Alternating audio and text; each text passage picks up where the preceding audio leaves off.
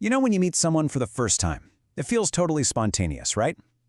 But what if I told you there's a script, a blueprint, that we're all following without even realizing it? Well, that's exactly what we're going to do. We're going to deconstruct that first conversation, using some really basic language principles to uncover the hidden architecture of how we connect. All right, so here's the game plan. We're kicking things off with the first hello. Then we'll get into the whole "what's your name" dance. After that, we'll cover spelling it out. You know, for those tricky names.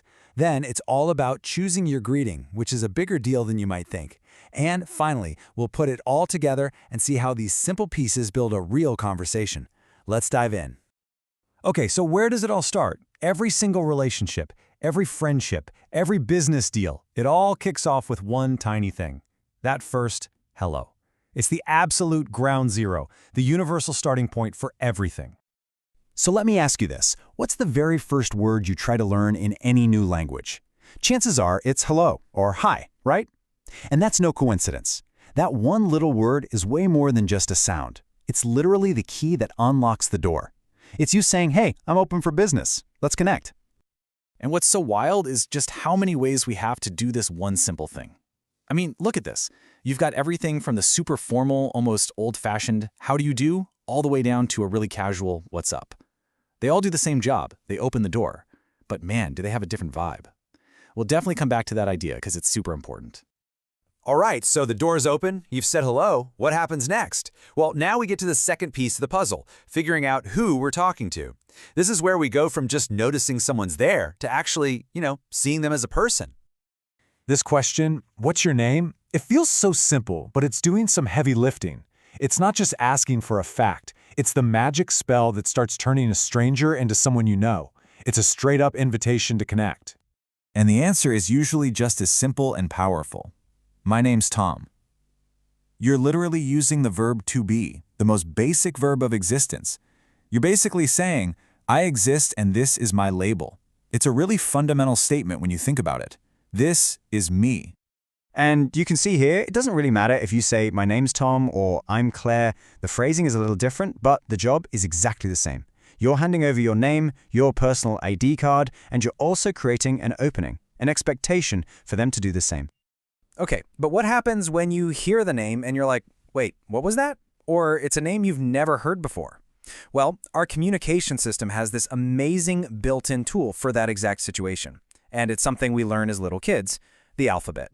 Yeah, we mostly think of the alphabet for, reading books or writing emails. But in a conversation, it's like a repair kit. It's the tool you pull out to make sure you got that single most important piece of data right, their name. And look how elegant this is. This one simple question, how do you spell that, is so versatile. You can use it for a first name, a last name, anything. And asking it isn't just about getting information. It shows you care enough to get it right. That, right there, actually builds a stronger connection. All right, remember those greetings from the beginning? Let's go back to them for a second. We know what they do, but now let's talk about how to use them. Because picking the right greeting is a whole different ballgame. It's kind of like an art form. I mean, it's a no-brainer, right? You're not going to greet your new boss the same way you greet your best friend. But that no-brainer decision you just made in a split second, that's actually a super complex social calculation happening in your brain. It's not just about words, it's about reading the room. It's social intelligence. And yeah, there's a fancy word for it, register. And this is a perfect example. You've got your formal stuff on one side, informal on the other. And here's the key. It's not that one is good and the other is bad. It's all about context. Are you talking to your boss or your buddy? Who has the power in the situation? Your brain figures all that out to pick the right phrase. Okay, so we've got all our Lego bricks, right? We have the hello brick, the what's your name brick, the how do you spell that repair brick, and the social context filter that tells us which brick to use. So now, let's click them all together and see how they build a real conversation. And it almost always follows these three simple steps. Step 1, greet. Step 2, introduce. Step 3, ask and respond. That's it. It's like a little 3-act play that runs in the background of pretty much every first meeting you'll ever have. Greet, introduce, and then start that back and forth. So let's see this in action. First up, a pretty formal situation. John's first day at a new job. The stakes are kind of high here, right? Making a good first impression is everything.